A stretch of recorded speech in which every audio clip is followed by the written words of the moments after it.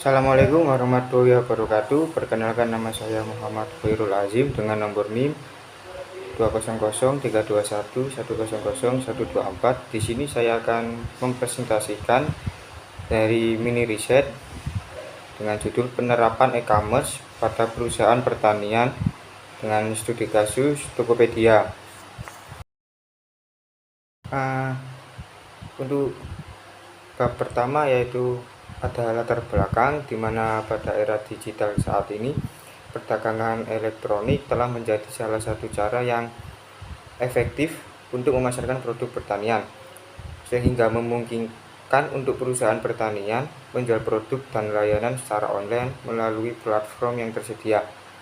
E-commerce memungkinkan perusahaan pertanian untuk memasarkan produknya ke segala tempat dan juga segmen. Penggunaan e-commerce adalah salah satu cara atau salah satu bentuk dari implementasi perkembangan teknologi untuk memasarkan produk dan juga jasa ke seluruh tempat dan juga segmen.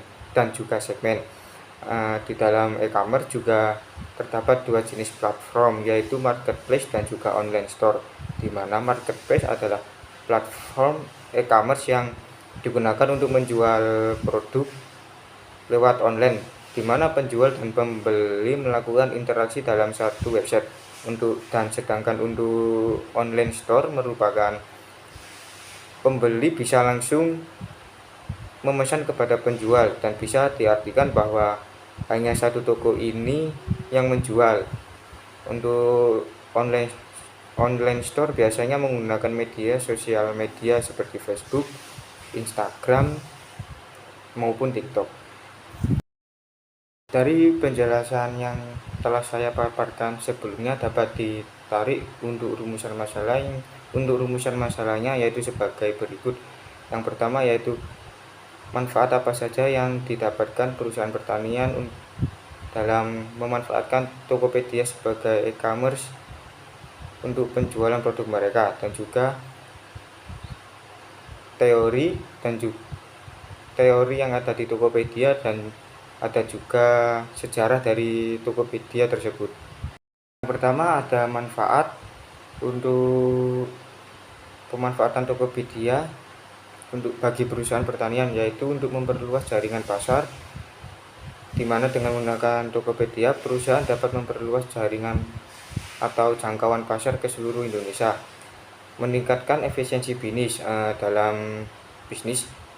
dalam perspektif proses bisnis. E-commerce dapat membantu perusahaan untuk mengotomatisasi transaksi dan aliran kerja, sehingga meningkatkan efisiensi bisnis. Hal ini dapat membantu perusahaan untuk mencapai keuntungan yang lebih tinggi. Kemudian ada juga pembelian yang mudah, di mana e-commerce dapat membantu perusahaan untuk memberikan layanan yang baik kepada konsumen. Dengan memanfaatkan Tokopedia, konsumen dapat dengan mudah melakukan pembelian dan pembayaran secara online. Kemudian ada juga yang mengurangi biaya operasional, di mana mengurangi biaya operasional ini bisa diartikan seperti biaya sewa toko dan biaya promosi. Hal ini juga dapat meningkatkan profitabilitas bisnis perusahaan yang menggunakan Tokopedia sebagai media untuk penjualan produk mereka. Untuk sejarah berdirinya Tokopedia, yaitu di mana William Tanuwijaya dan juga Leontinus Alva Edison adalah pendiri dari Tokopedia tersebut. Tokopedia didirikan pada tahun 2009 sampai berdiri pada tahun 2009 dan masih eksis pada tahun ini atau saat ini. Visi dari Tokopedia sendiri yaitu membangun sebuah ekosistem di mana siapapun dapat memulai dan menemukan apapun. Untuk Marketplace, yaitu adalah acara yang selalu diadakan Tokopedia. Marketplace yang telah diselenggarakan sejak Maret 2018 merupakan acara yang bertujuan untuk merayakan kreativitas lokal serta mendorong pertumbuhan industri kreatif di dalam negeri. Dan Tokopedia juga merupakan perusahaan teknologi Indonesia yang memiliki tujuan untuk mewujudkan pemerataan ekonomi melalui platform digital. Kemudian ada teori di mana di Tokopedia ada 5 teori. Yang pertama yaitu adalah teori e-commerce atau perdagangan elektronik. Adalah sebuah konsep bisnis yang melibatkan transaksi jual beli produk atau layanan melalui internet maupun media elektronik lainnya. Kemudian ada teori pasar yang mengacu pada konsep permintaan dan penawaran.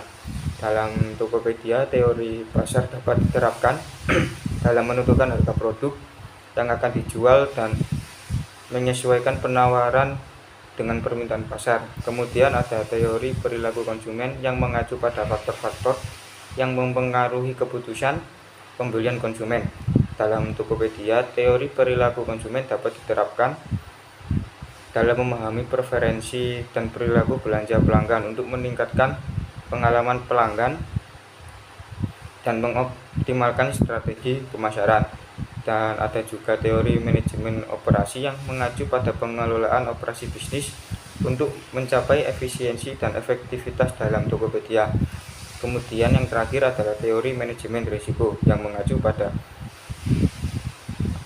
pengelolaan risiko dalam bisnis di Tokopedia. Teori manajemen risiko dapat diterapkan dalam mengidentifikasi dan mengelola risiko seperti kegagalan sistem, penipuan, kerugian finansial, dan juga kebocoran dari data pengguna. Sekian, terima kasih. Kurang lebihnya mohon maaf. Assalamualaikum warahmatullahi wabarakatuh.